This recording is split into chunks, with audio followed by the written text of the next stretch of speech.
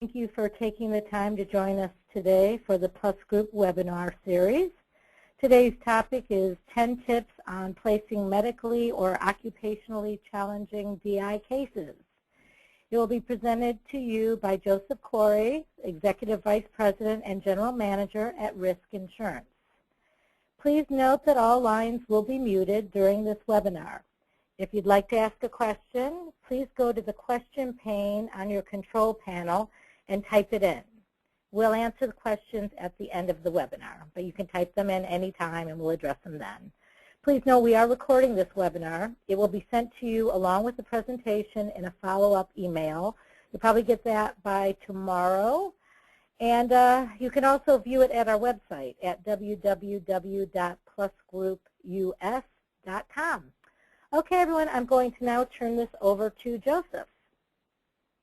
Thank you very much, Tracy, and thank everyone for attending that webinar. I'm Joseph, and I'm, as Tracy mentioned, the person responsible here at Risk Insurance to kind of interface with our field partners.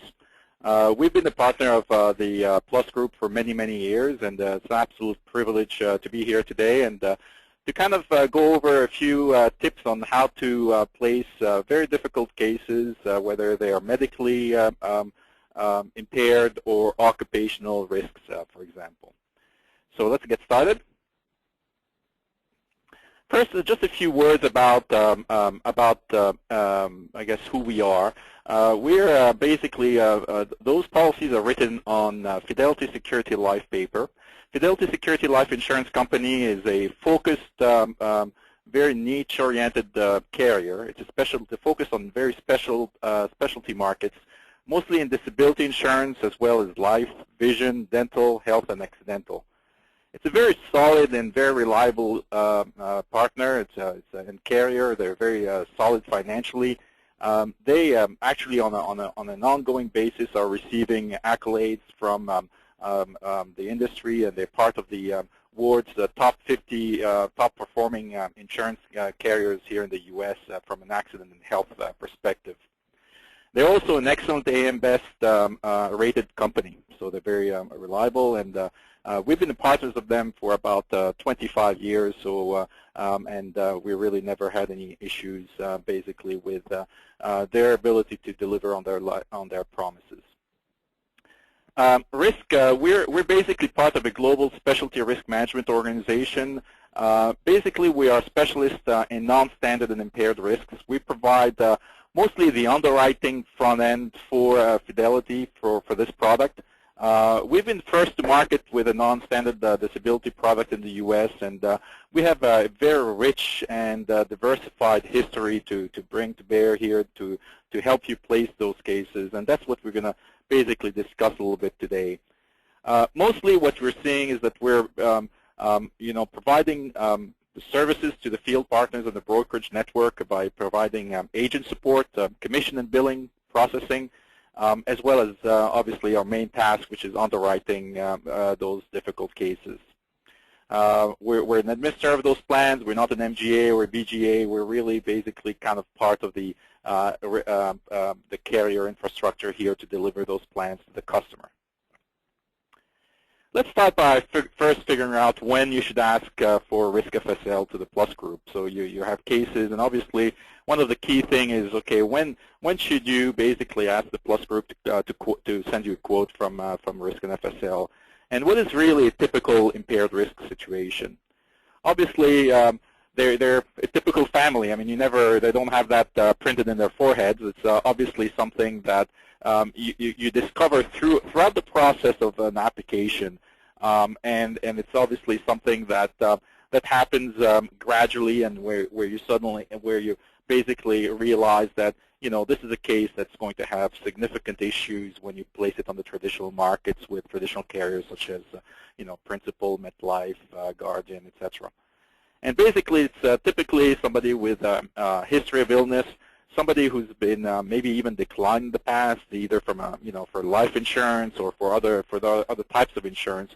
But that's the typical profile. They may have been accepted also by the traditional carrier, but with several unacceptable medical exclusions, limitations, things that really prevent them from really benefiting fully from disability coverage. Or they may have been declined, straight out declined by the traditional market, because they've been suffering from a pre-existing medical condition, or because they're working in a very high-risk occupation. They could also be very healthy, work in very normal occupations, office type, but they're very high earners, but they have tons of existing disability insurance, and they're seeking additional coverage. So it's kind of an excessive coverage or high limits type of situation. And let's face it, ourselves also, they could be also customers that you may think they're uninsurable and don't think about, okay, there is a market for those types of cases. And basically, because you're not aware of risk FSL, or basically because based on your prior experience, you feel that those cases are uninsurable. And what we're asking is that you give us the opportunity to surprise you and basically to present hopefully to present you with an offer with these types of customers. So those are the types of customers that you should basically kind of put in the category of, let's ask the Plus Group to send us a quote from risk FSL. Now let's talk about how declines and impaired risk can grow your business. It obviously doesn't happen, immediately. I once talked to somebody who says, "Okay, don't worry, I never get, declines." And after talking to him, I realized that actually what he was doing, he was just going away and leaving on the table anybody who had the slightest medical impairment. He was actually thinking that he could not grow his business, but actually what he was doing is leaving a lot of money on the table and a lot of opportunities on the table. Based on our discussions with some of the traditional carriers, and some of them are partners because they kind of consider us as their outlet for impaired risk and declines, we see that basically there's about 8 to 12% of declines in the marketplace depending on the carriers. So there is a significant upside potential that you can see by really being able to work very well those declines or work very well those impaired risks. First, two good news. The first good news is that the Plus Group has access to very specialized plans that are dedicated and targeted to those types of impairments from risk and FSL. The second good news is that on your end, there is a few tricks, a few sales tips, and we're going to cover those, that really allows you to maximize results in those types of situations. And they're typically different from what you would see in a traditional market or the traditional sales. And what we're going to focus on is to try to share with you a little bit some of those things that we've learned throughout the years that we've seen to have some success with our field partners.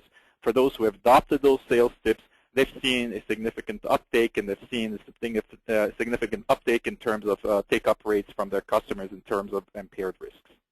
So let's get going here and start with the very first one. The very first sales tip and good habit number one is to pre-sell.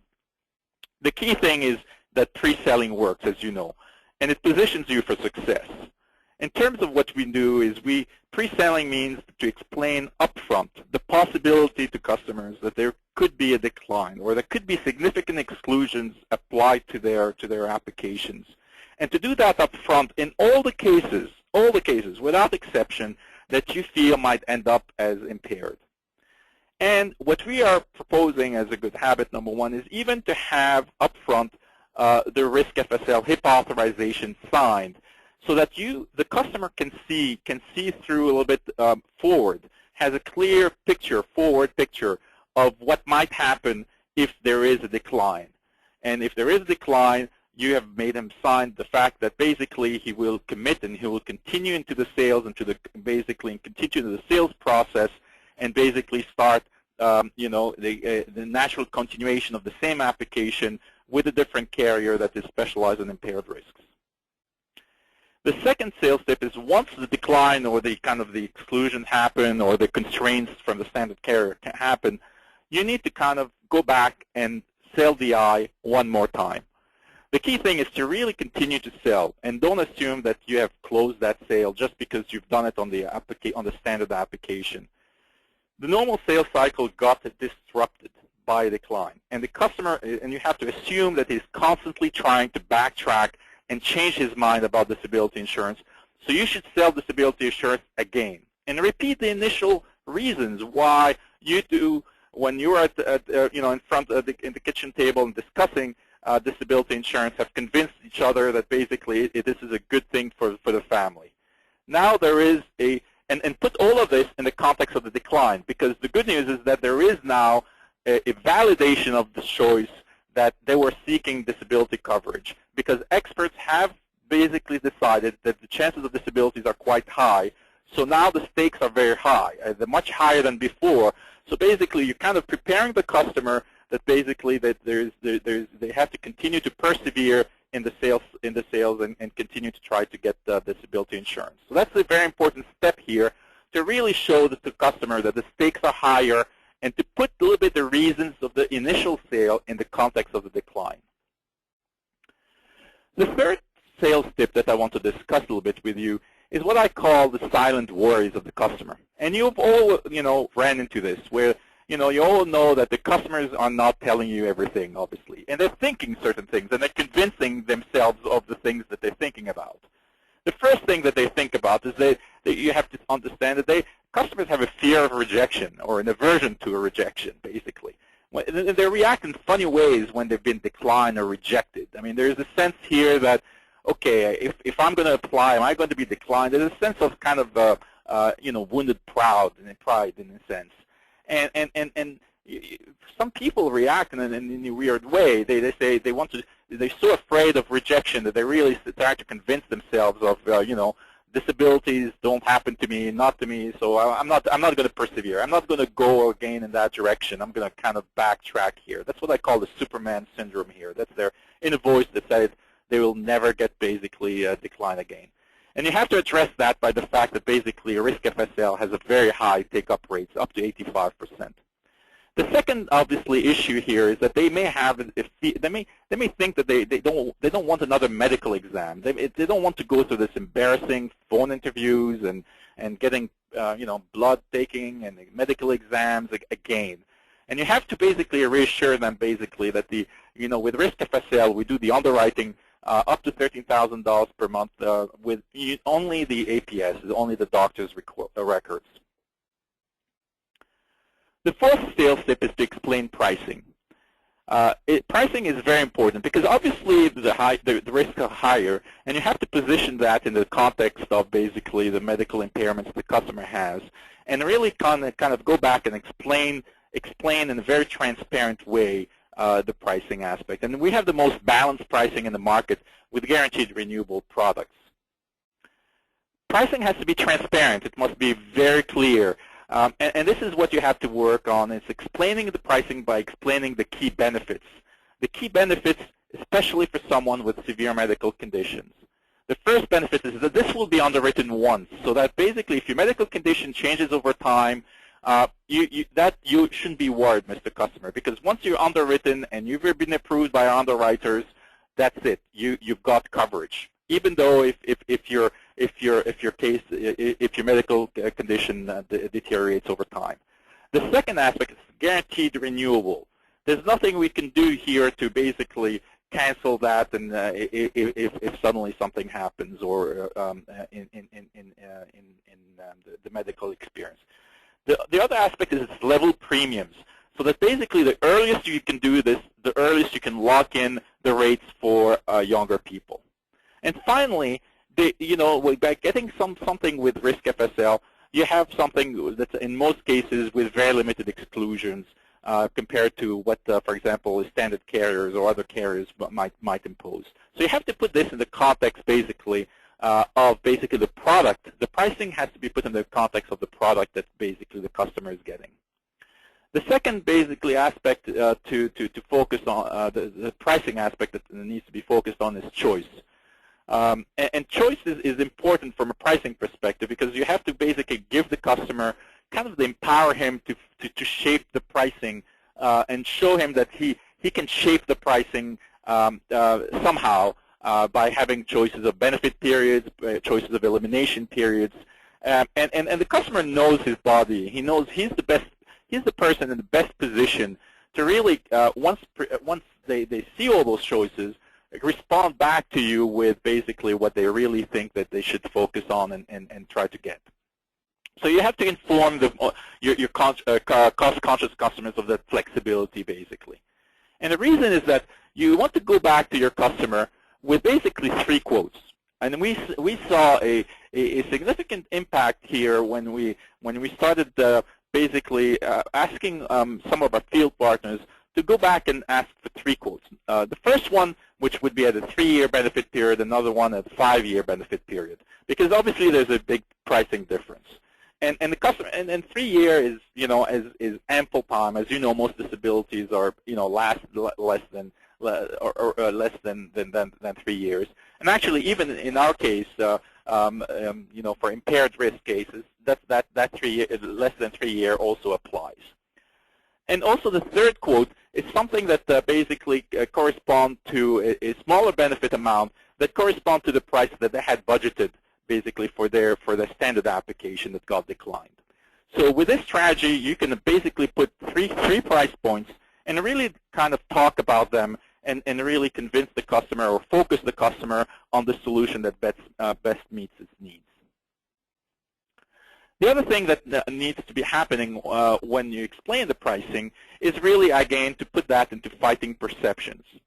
You know that they're seeing things and they're perceiving things basically maybe in a different way, right? And perceptions can be very deceiving. The first perception is, we touched base on it with the Superman syndrome, is that typically a person, and actually disability societies and organizations have done surveys to show that people typically perceive the odds of being disabled as extremely low from happening to them. They're very rare and it won't happen to them. When the actual odds of, as you know, and by talking to the Plus group and reading some of the material, is that basically the typical odds of being disabled are actually quite much higher than what people perceive they are. In reality, almost 1/3 of the workers entering the workforce will become disabled sometime for more than 90 days, sometime in their life before they retire. And now what you have to say is to put the pricing in the context of these actual odds in your specific cases of an impaired risk are actually much higher. So obviously the pricing are going to be slightly higher as a result of that. So putting really all this into kind of a perception gap and really addressing that perception gap, because if you don't address that perception gap, people will not understand pricing. So basically it's about transparency, and it's about really being able to explain the benefits and put that into basically addressing the preconceived perceptions. The sales tip number 5 really focuses on a guaranteed renewable product. There's something about the guaranteed renewable product that nearly is, I would say, mandatory for people who have impaired risks. We've been in the market for 20+ years, and we've really been specialized on this, and we really understand that market very well. And we want to make sure that your clients understand the value of guaranteed renewable products versus alternatives in the market that provide what I would call substandard coverage, not substandard cases, but substandard coverage for your client. And those are basically things that are focused mostly around term plans. If you provide term plans, I mean, you have the illusion of being on firm earth, but actually there's something fishy about it, something that's moving. First, let's look at what are the key benefits that somebody with an impaired, with a medical condition wants out of insurance and out of disability insurance. They want it to be underwritten once. This happens with risk FSL. This doesn't happen with term plans, where the policy can be re-underwritten at the end of the term. They want level premiums to age 65. Okay, they don't want the premium increases at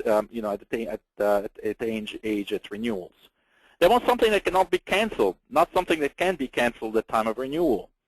And they get all of this with risk FSL.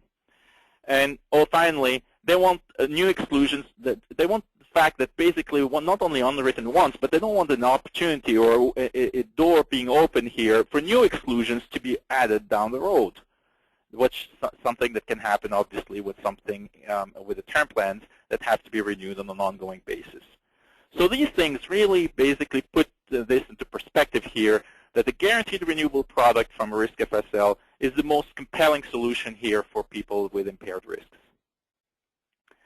Now let's talk about peace of mind and the feature and leveraging the included feature, for example, such as own occupation. One of the key aspects of obviously disability coverage, now that you've convinced the customer that the stakes are high, now that you've convinced him that basically he might become disabled and he's ready to pay for it and he's ready to choose, he chose his plan, you really want to say, okay, here's another benefit that's there. It's own occupation. The easy select plans that Risk FSL offers has embedded into it own occupation as standard for the full benefit period. It's not even an option, it's standard, so that basically they have the peace of mind here as well of having that added benefit.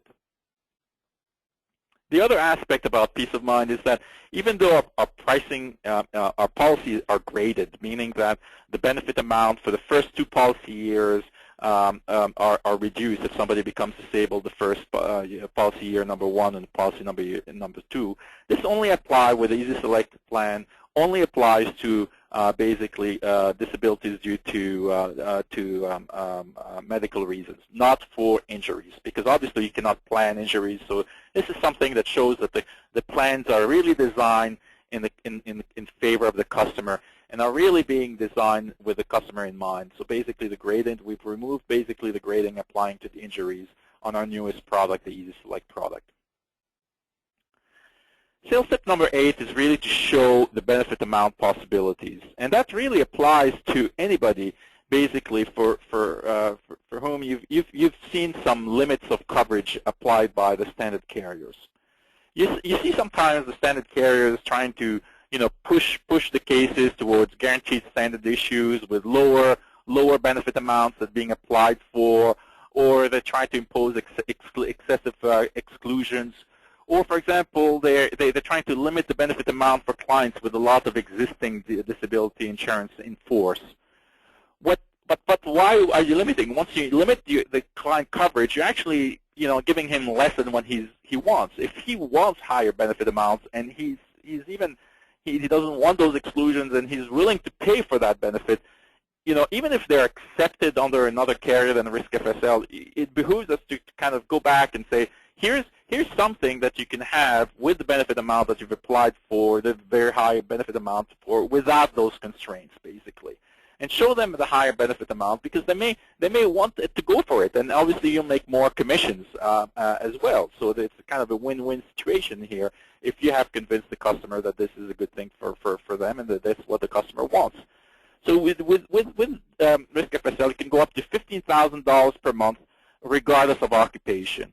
And DI from all sources must be within 60% of income, but cannot, but can exceed a dollar cap. As you know, the other carriers put some kind of dollar cap. I don't know, it's $25,000, $30,000 that they can get from all carriers in force. So we don't look at the dollar from a dollar perspective, as long as within the 60% of income. So and that $15,000 per month is also regardless of occupation. The ninth tip is really focused on speed and response time. It's very important, and we've seen that people who can really focus on speed of response and are able of presenting the decline news at the same time as Risk FSL offer are much more likely to close the sale than otherwise. We have relationships with carriers, for example, like Presell, where we can basically allow us to really respond extremely fast to a customer with a new offer, and they're more likely to be successful because you're basically addressing the customer when he's still engaged.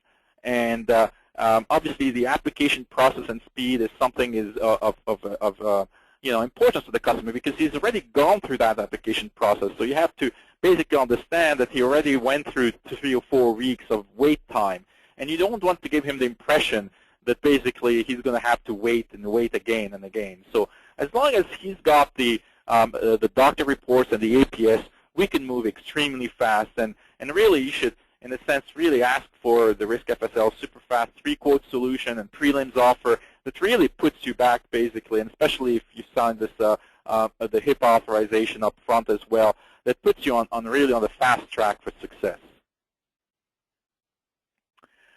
I want to spend a little bit on the last sales tip, and which is about the limitation that we impose upon ourselves, right? I mean, this is what I call the field declines, where basically, typically through the years, everybody kind of acquired a little bit of experience and says, okay, these types of things are really uninsurable. And this slide, this slide and the next one actually really give you kind of the kind of an idea of the breadth of cases that we can accept. Basically on our places, from people from tattoo artists, people with bankruptcy, people with severe hemophilia. So basically, people with systemic lupus, some people with pain management that are on pain management. So the opportunities here to expand your market, even to go back to the declines that you've had in the last 6 to 12 months that basically you put in your files and kind of abandon, the opportunity to expand your market is quite important, from the medical issues, the financial declines, or the high limits or excessive coverage. All of these cases can be and have a high rate of placement with risk FSL. So the important thing here is really to allow you to put this as being a specialist, not to limit your market, to send all of your difficult and impaired risk cases to basically the plus group asking risk FSL to quote, and that's basically an ability for you to kind of leverage and to increase your sales and to grow your market. Just wanted to focus this presentation mostly on those sales tips, but I just want to have one slide here on the product, and obviously you can read a little bit more details if by asking for a brochure. But it's a guaranteed renewable. The benefit periods vary between 1 to 5 years. It's up to $15,000 per month, regardless of occupation classes. We touch base on the grading, which is 40% year 1 on the Easy Select and 75% on year 2. There's no grading due to injuries with Easy Select, and a large choice of elimination period to tailor the policy to the client's needs and budgets.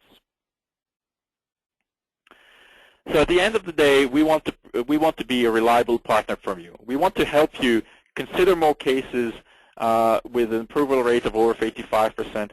We want to help you convert more applications to policies in force and help you grow your business by turning your difficult decline cases into dollars, and give you those by helping you with those 10 sales tips to work that market, which we've seen can have the potential to increase your sales by 8 to 12%.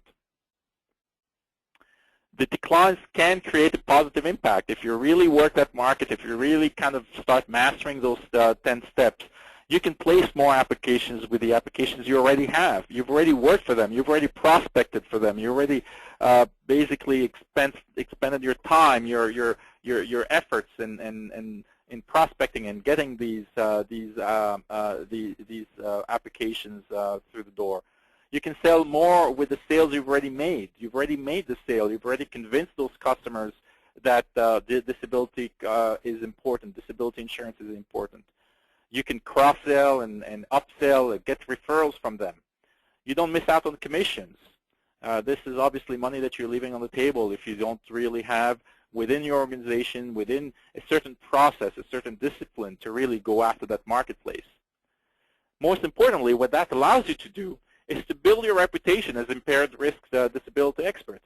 Build a reputation as disability experts, frankly, not impaired risk, because obviously if somebody goes to you, as obviously it's because you are the expert, and obviously being able to place difficult cases reinforces that and confirms that positioning that you will have in the marketplace.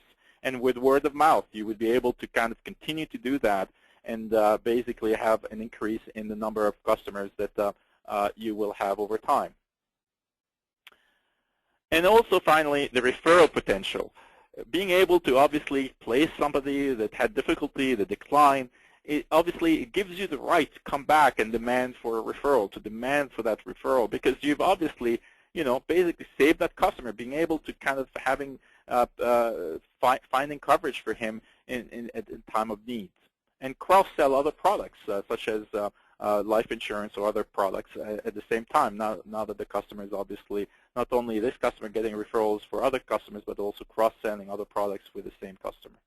So all of these really allows you to really try to close and to build that marketplace, to really go after that 8, 10, 12% uptake and into your business by working very hard on those 10 sales tips. To recap, it's to pre-sale with by having the customer signing the authorization from a risk FSL, to help the customer persevere, to resell in a sense, and put that into the context of the decline and the difficulties that he's having to get coverage as he was applying for.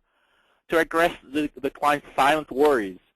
You know, he doesn't want to go and have another medical exam, or he doesn't want to be declined again. Those are silent worries that you have to decline on behalf, even if they're not being voiced.